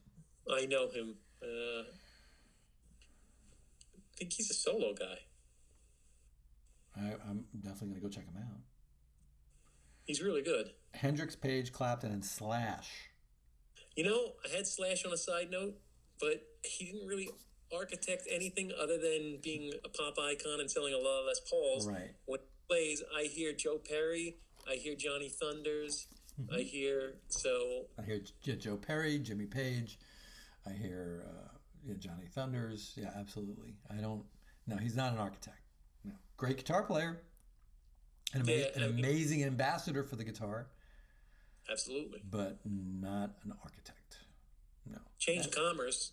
Maybe because he changed commerce. He did. Yeah, he did. You know. But he's not ringing all the bells. No. Yeah, no. No one's freely. And I think, right. And I think that he would agree. Yeah, I think that you're right. He's a very modest gentleman. And he's a gentleman. Yeah, for sure. Well, that's what I got. Cool. There we are. I think that for all the people that didn't listen and wrote acoustic guitar stuff, I should do my Mount Rushmore of acoustic guitar people. Okay, do it. Let's hear it. You got C.F. Martin, right? The original C.F. Martin. Yep. Bob Taylor. Yeah, absolutely. Taylor guitars were innovative. Absolutely. Orville Gibson. Yes. With his archtop acoustics that he had made. Out of Western New York. And Kamen. I forget, was it Bill Kamen or whatever his name was? Kamen. With Ovation. Ovation, yeah. So that's for you acoustic people. Yes. I love Ovation guitars. I hate them. Oh, my God. Why? They always slide down on me. Like, I had that double neck. You got to put that, on there. You got to put that rubber thing onto the bottom and it won't come off. I know. And they make a rubber thing for it. They just slap it on there and you're good to go. No, I remember people used to put the skateboard tape too on there you go. Yeah, that'll work. I think they're a great all around guitar. I just love them. I've been playing Ovation since '78. It's my first real good acoustic guitar my dad bought me. Funny because you're in the same age bracket as my father, and he loves Ovation. So I think it's that whole because I'm like a total Taylor guy. Well, I love Taylor guitars. I think they're great. It's another great guitar company, and they're not. They would even agree. They're not in the same echelon, but they're really affordable. It's a company called Mackenzie and Marr out of Canada. You had them on years ago. Yeah, and they're wonderful, and they're not in stores. You order direct, and they have I forgot how many. I think they have I can't remember how long the trial period is, but it's a fairly long trial period. And if you don't like the guitar, for any reason, pack it up, send it back. They'll give you your money back. Huh. And that's really standing behind your guitar. Yeah, and I have a 00 parlor guitar of theirs, and I swear to God, it's the loudest acoustic guitar I've ever played in my life. The sound just flies off of that cedar top, and it is just wonderful instrument. Really, really great. I put Kurt Mangan strings on there, acoustic guitar strings, 9-gauge. Nice. And it's just magnificent. And even with the 9s, it projects that much? Wow. Yeah. It's a great guitar. You'll have to send me an audio sample. I will. It's a great guitar. Yeah, they're wonderful. I love those guys. And that's such a great deal. I mean, I see it, I like it. Oh, I can't try it, but I'll buy it. If I don't like it, I'll send it right back, and they'll give you all of your money back. It's pretty good. Yeah, it's pretty good. Yeah. They're not a sponsor of the show, although they should be. Well, that's it, man. Well, we just killed 2 hours. It goes by so fast when we talk. It's 2 hours you'll never get back, but that's okay. Well, when I listen to the replay, I'll get it back. That's true. Yeah, we got a lot of cool stuff coming up in the new year. Rob's going to join us for more stuff, I hope. Nope, working on it. Yep. That'll be fun. T and I were talking about doing some more gear stuff in the year, talking to more gear guys. That's definitely Rob's forte. And we got some really cool stuff coming for the new year. But this is our first episode of the new year. And thank you, sir, for being part of it. Thank you for having me. Wow. I love our conversations. Absolutely. It's a blast. Folks, we will see you on the next episode of Guitar Radio Show. Peace.